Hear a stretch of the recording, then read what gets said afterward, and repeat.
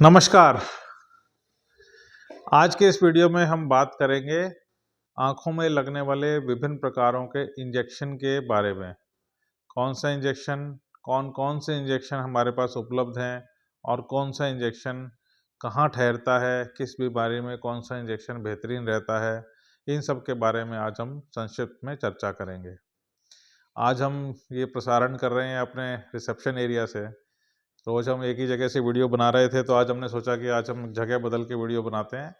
तो ये हमारा ओपीडी और रिसेप्शन का एरिया है। आज हम यहाँ से आपको इंजेक्शंस के बारे में समझाएंगे। आँखों में लगने वाले इंजेक्शंस को हम मोटे तौर पे दो कैटेगरी में डिवाइड कर सकते हैं। एक ग्रुप होता है एंटी-VEGF, वैस्कुलर एंडोथेलियल ग्रोथ फैक्टर। ये एक प्रकार का केमिकल है जो हमारे पर्दे के अंदर पाया जाता है किन बीमारियों के अंदर, जिसके अगेंस्ट अगर हम एक इंजेक्शन देते हैं तो पर्दे में सूजन को कम करता है। कई सारी बीमारियां जैसे शुगर की बीमारी, ब्लड प्रेशर की वजह से नस का फटना, नवजात शिशुओं के अंदर नसों का फटना, हमारी आंखों में ब्लीडिंग होना, उम्र के हिसाब से पर्दे के अंदर कमजोरी जिसे हम ARMD या CNVM कहते हैं, इन सब बीमारियों के अंदर हम इस एंटी-VEGF इंजेक्शन को लगाते हैं, जिससे कि हमारी सूजन कम हो सके और हमारी नज़र में बढ़ोतरी मिल सके। दूसरा ग्रुप है स्टेरॉयड ग्रुप। स्टेरॉयड आप में से काफ़ी लोग उससे परिचित होंगे और कई लोग इसका नाम सुनते ही घबरा भी जाते हैं। बट स्टेरॉयड एक ऐसी दवाई है जो अगर उसका सही उपयोग किया जाए और सही जगह पे उपयोग किया जाए तो वो बहुत उपयोगी है, बहुत अच्छे नतीजे देती है। तो मोटे तौर पे ये दो कैटेगरी इंजेक्शन की हैं जो हमारी आँख के पर्दे की बीमारियों में काम आती हैं। अब एंटी-VEGF एक बड़ा ग्रुप है जिसके अंदर कई तरह के इंजेक्शन के ऑप्शंस हमारे पास अवेलेबल हैं। आज हम एक एक करके इन पे चर्चा करेंगे और अंत में फिर हम स्टेरॉयड के इंजेक्शंस की जो ऑप्शंस है उसके बारे में चर्चा करेंगे और इनके क्या फ़ायदे क्या नुकसान है इनके बारे में बहुत ब्रीफली आपको बताना चाहेंगे, ताकि आपको समझ लग सके। अगर आप में से किसी को ज़रूरत होती है या आपके रिश्तेदारों में किसी को ज़रूरत होती है तो आप सही चयन कर सकें, या जो डॉक्टर आपको समझाएं आपको कुछ जानकारी हो ताकि आप उसको बेहतरीन तरीके से अपने लिए इस्तेमाल कर सकें। तो एंटी-VEGF ग्रुप को अगर हम शुरू करते हैं तो उसमें सबसे पहले जो इंजेक्शन आता है उसको कहते हैं एवास्टिन। जी हाँ, एवास्टिन ये सबसे पुराना इंजेक्शन है। एक एक डोज इंजेक्शन है, एक वायल के अंदर आता है जिसके अंदर से हम, क्योंकि उसकी क्वांटिटी ज़्यादा होती है तो इंजेक्शन फिल करके मल्टीपल पेशेंट्स के अंदर लगा सकते हैं। एक बेहतरीन ऑप्शन है, एक सस्ती ऑप्शन है, बट जो सबसे ज़्यादा ज़रूरी जानने की चीज़ है कि ना तो उस कंपनी जो ये इसको बनाती है, ना ही सरकार इसको आँखों के उपयोग के लिए परमिट करती है। फिर क्यों आँख में लगाया जाता है? क्योंकि ये एंटी-VEGF ग्रुप का इंजेक्शन है जो ज़्यादा मात्रा में सस्ते दाम पे उपलब्ध होने की वजह से उतने ही अच्छे नतीजे, लगभग उतने ही अच्छे नतीजे दे सकता है। और हमारे इंडिया में ही नहीं, सारी दुनिया में ये इंजेक्शन लगाया जाता है। बट क्योंकि ये मल्टी डोज वायल है तो इसको निकालने में, भरने में, लगाने में इन्फेक्शन के चांसेस होते हैं। और ये कई बार स्पूरियस वायल्स भी बाजार में मिली जिसकी वजह से कई जगह पे कई पेशेंट्स की आंखों की रोशनी चली गई। क्यों? क्योंकि अगर इंजेक्शन खराब है और मल्टी डोज वायल है तो एक साथ कई पेशेंट्स को लगता है तो कई पेशेंट को नुकसान होने का खतरा होता है। और कंपनी कहती है कि नहीं, ये एक एंटी कैंसर दवाई है, इसको आंख में उपयोग मत कीजिए।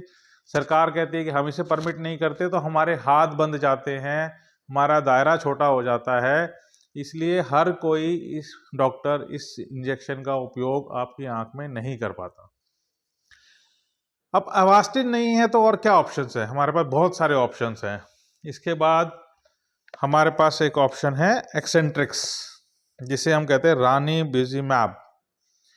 ये अगेन मल्टीनेशनल कंपनी का इंजेक्शन है, सारी दुनिया में मिलता है, एक बहुत अच्छा विकल्प है, बट कॉस्टली है।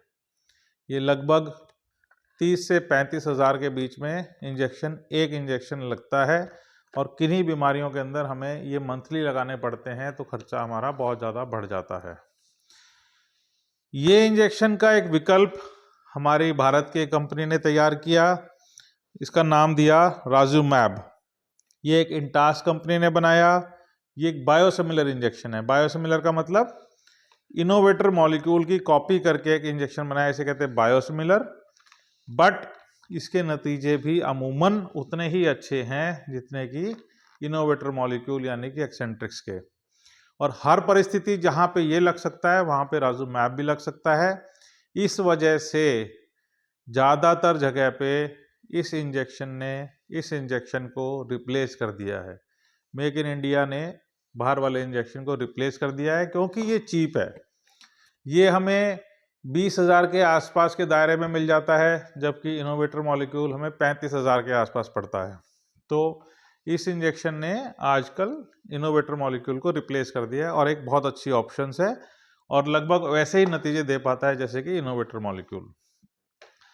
इसके बाद नेक्स्ट इंजेक्शन हमारे पास जो अवेलेबल है उसका नाम है पेजनेक्स, ब्रोलिसिज़ुमैब बोलते हैं उसको। वो एक नया इंजेक्शन है, उसके नतीजे वाव इफेक्ट देने वाले हैं। उसकी कॉस्ट लगभग 40 से 45,000 के बीच पड़ती है, अलग अलग हॉस्पिटल्स में अलग अलग।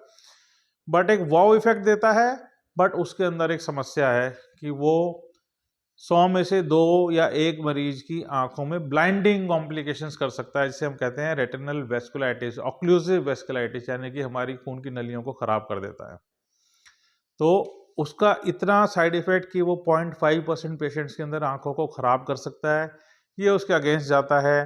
दुनिया में काफ़ी सारे नेशंस ने उसको लगाना बंद कर दिया है इसी प्रॉब्लम की वजह से। बट जिनमें लगता है और कामयाब होता है तो बहुत अच्छे इफेक्ट देता है और कम इंजेक्शंस में ज़्यादा इफेक्ट दे सकता है। तो ये एक ऑप्शन है जो विभिन्न रेटिना सर्जन अपने विवेक के हिसाब से जहाँ उन्हें उचित लगता है उसको वो लगाने का प्रयास करते हैं या आपको ऑप्शन देते हैं। इस कैटेगरी में नेक्स्ट इंजेक्शन है आइलिया।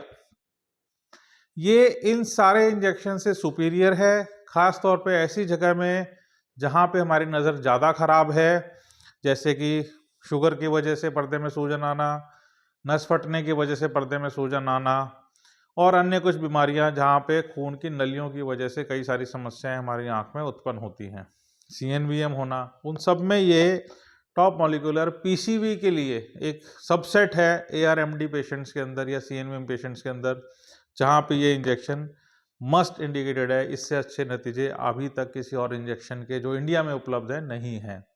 इस इंजेक्शन की कॉस्ट उससे भी इनोवेटर मॉलिक्यूल से डबल है, लगभग 70 से 75 हज़ार के करीब ये इंजेक्शन पड़ता है और इसके नतीजे अच्छे हैं। ये जितने भी इंजेक्शन हमने अभी चर्चा किए, ये हमें शुरुआत में हर महीने के गैप पे लगाने पड़ते हैं और जैसे जैसे हमारी बीमारी कंट्रोल में आने लगती है, हमारी सूजन कम होने लगती है और हमारी नज़र अच्छी होने लगती है, तब हम इनका स्पेसिंग बढ़ाते हैं। 6 हफ्ते, 8 हफ्ते, 12 हफ्ते तक हम इनका गैप को बढ़ाते रहते हैं। इसी सीरीज में बहुत जल्दी एक नया मॉलिक्यूल हमारे पास आने वाला है, उसको बोलते हैं फैरिसीमैब। वो एक वंडर मॉलिक्यूल है जिसके अंदर पेजनेक्स वाले साइड इफेक्ट्स भी नहीं हैं। अभी हम भारत में बेसब्री से उसका इंतज़ार कर रहे हैं और हो सकता है इसी महीने के अंत तक या अगले महीने के शुरुआत में वो हमारे पास अवेलेबल हो। उसके अंदर भी हमें कम इंजेक्शंस लगाने पड़ते हैं, उसका ड्यूरेशन ज़्यादा है और हम उम्मीद कर रहे हैं कि बहुत सारे पेशेंट्स के अंदर हम 3 से 4 महीने का गैप दे पाएंगे उस इंजेक्शन के अवेलेबल होने के बाद। तो फिंगर्स क्रॉस्ड, हम आपकी सेवा में हमेशा लगे रहते हैं, आपको सही जानकारी उपलब्ध कराने की कोशिश करते हैं और कोशिश करते हैं कि पेशेंट हमारा जल्द से जल्द और कम से कम ट्रीटमेंट से अच्छा हो। अभी तक हमने बात करी एंटी VEGF ग्रुप के बारे में, अब हम आते हैं स्टेरॉयडल इंजेक्शंस के बारे में। यहाँ पे मोटे तौर पे हमारे पास 2 इंजेक्शन है, एक बोलते हैं IVTA, इंट्राविट्रल ट्राइएम्सिनोन एसीटोनाइड। वो एक बोलस डोज की तरह दिया जाता है, 0.1 ml, 0.05 ml या आँख में दिया जाता है। सस्ता इंजेक्शन है, बट स्टेरॉयड होने की वजह से 2 साइड इफेक्ट हैं कि वो सफ़ेद मोतिया या काला मोतिया हमारी आँख के अंदर बना सकता है, जो दोनों ही हमारी नज़र को ख़राब कर सकते हैं और एक लंबे ट्रीटमेंट की आवश्यकता पड़ सकती है। उसी चीज़ों को कम करने के लिए एक इम्प्लांट हमारे बीच आया कुछ साल पहले, उसको हम डेक्सामेथासोन इम्प्लांट बोलते हैं या ऑजोडेक्स बोलते हैं। ये एक इम्प्लांट है जो हम पेशेंट की आँख के अंदर लगाते हैं। ये एक सिक्के नुमा होता है इतने साइज का और डेली बराबर डोज में घुलता है और आंख के अंदर जाता है, जिसकी वजह से सफ़ेद मोतिया बनने के चांस बेहद कम रहते हैं और काला मोतिया बनने के चांसेस भी बेहद कम रहते हैं। अच्छी चीज़ दूसरी इस इंजेक्शन के बारे में क्या है कि ये कम से कम 3 महीने तक काम करता है और अगर इसे रिपीट करने की ज़रूरत पड़ती है तो वो 3 महीने के बाद रिपीट करना पड़ता है। तो ऐसे कुछ पेशेंट्स जो बहुत दूर से आते हैं, जो बहुत फ्रिक्वेंटली इंजेक्शन नहीं लगा सकते हैं, उनको स्टेरॉइड्स के बारे में जानकारी देके, इसके साइड इफ़ेक्ट्स के बारे में बता के एक अच्छी ऑप्शन है जो हम एक्सरसाइज कर सकते हैं। बट ये ARMD या CNVN ग्रुप में काम नहीं करती है, ये बाकी सब ग्रुप्स के अंदर काम अच्छा करती है। तो ये 2 मोटे तौर पे ग्रुप्स हैं जो हम इंजेक्शंस आँख में लगाते हैं। आज के इस वीडियो में हमने कोशिश करी कि आपको एक संक्षिप्त में जानकारी दें कि कितने तरह के इंजेक्शंस अवेलेबल हैं, क्या उनकी कॉस्ट है, कैसे-कैसे वो लगाए जाते हैं, क्या नई चीज़ अवेलेबल होने वाली है। अगर आपके कोई सवाल इनसे रिलेटेड हैं तो आप कमेंट कीजिए, हम कोशिश करेंगे कि आपके सारे सवालों का जवाब दें। और अगर आपको हमारे वीडियोज़, हमारी जानकारी अच्छी लग रही है तो हमारे वीडियोज़ को लाइक करिए, उन्हें शेयर कीजिए, कमेंट कीजिए, हम आपके सवालों का इंतज़ार करेंगे। धन्यवाद, फिर मिलेंगे अगले वीडियो के साथ।